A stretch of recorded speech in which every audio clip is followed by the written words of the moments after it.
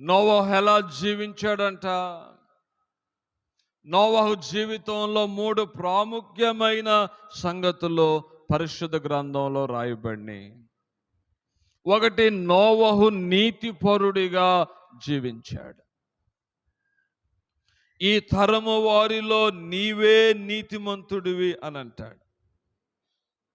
2, నోవహు నిందారహితుడిగా అంటే మచ్చలేని వాడిగా జీవించాడు. నింద వేయటానికి అవకాశం లేకుండా, నిందింపబడటానికి అవకాశం లేకుండా, ఏ ఆవగింజంత పొరపాటు కూడా నోవహు జీవితంలో కలిగి ఉండటానికి నోవహు చోటివ్వల.